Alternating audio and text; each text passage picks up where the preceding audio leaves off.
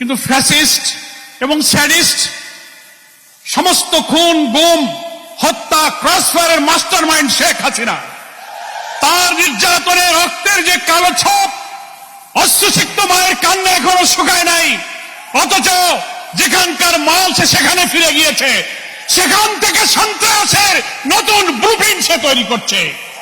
আজকের এই মানবাধিকার দিবসে আমরা বলতে চাই, সেই 2006 সালের 28 অক্টোবর থেকে শুরু করে পিলখানার হত্যাকাণ্ড, হেফাজতের হত্যাকাণ্ড, তারপরে বাংলাদেশের ইসলামী আন্দোলন নেতৃবৃন্দকে বিনা অপরাধে সাজানো মামলা, সাজানো সাক্ষী, সাজানো বাদী, সাজানো বিচারক দিয়ে নির্মমভাবে জুডিশিয়াল কিলিং করা হয়েছে।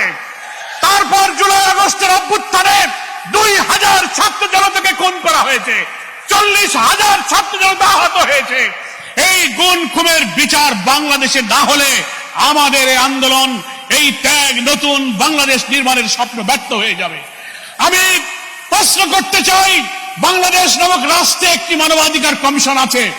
এই 17-18 বছরের কালো যুগে যত খুন গুম ক্রসফায়ার হয়েছে, মানবাধিকার কমিশন তার কি বিচার করেছে?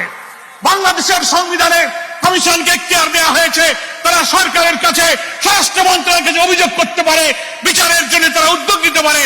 তারা করেনি। এই কমিশন ফ্যাসিবাদের দোসর ছিল। আজকে নতুন বাংলাদেশ হতে যাচ্ছে।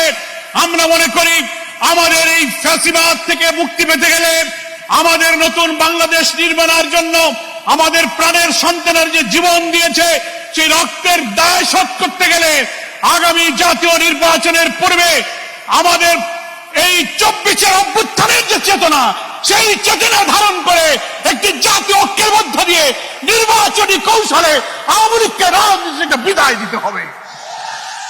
প্রিয় ভাইরা আমার, আজকে বাংলাদেশের মানুষ বর্তমান সরকারের অর্থাৎ অন্তর্বর্তীকালীন সরকারের প্রধান উপদেষ্টা ডক্টর মোহাম্মদ ইউনূসের ডাকে সাড়া দিয়ে গত 4 তারিখে দেশ এবং দুনিয়াকে আমার জাতীয় ঐক্যের প্রমাণ দিয়েছি।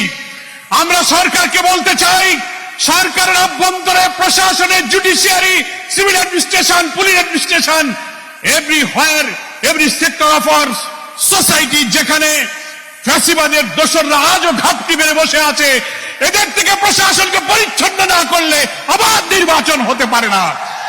সেই জন্য আপনারা শক্ত হন, দৃঢ় হন, ঝুঁকি গ্রহণ করুন। আমরা আপনাদের পাশে আছি।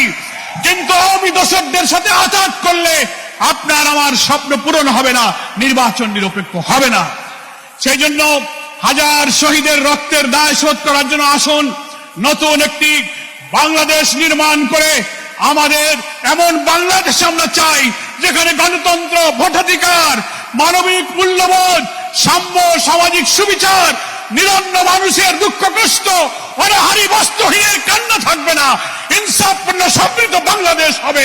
সেই বাংলাদেশ যদি আমরা প্রতিষ্ঠা করতে পারি, তাহলেই 24-এর গণ অভ্যুত্থানের ত্যাগ আমাদের সার্থক হবে। মায়ের ডাক, আজকে বাংলাদেশে যে ডাক দিয়েছেন, আজকে অশ্রুসিক্ত স্ত্রীদের কান্না, পিতাহারা সন্তান, স্বামীহারা বিধবা স্ত্রী, পরিবারের লোকেরা যে ভারাক্রান্ত পরিবেশ তৈরি করেছে চোখের পানি ছেড়ে, আমি মনে করি সরকার, জাতীয় নেতৃবৃন্দ, দেশবাসী আসুন, কোন অপপ্রচার, কোন ষড়যন্ত্র, কোন বিদেশি চক্রান্তের মাথা নত না করে আমরা একটি সাহসী সংগ্রামে জাতীয় ঐক্য গড়ে তুলে জাতীয় নির্বাচনের গণতান্ত্রিক পথে আমরা আওয়ামী লীগকে চিরবিদায় করে দিই। যারা আজকের এই মায়ের ডাকের সাড়া দিয়ে নতুন জাতীয় চেতনার আজকে আরেকটি ঐক্যের নজির স্থাপন করলেন, এই ঐক্যই যেন বাংলাদেশের মানুষের স্বপ্ন পূরণের কারণ হয়।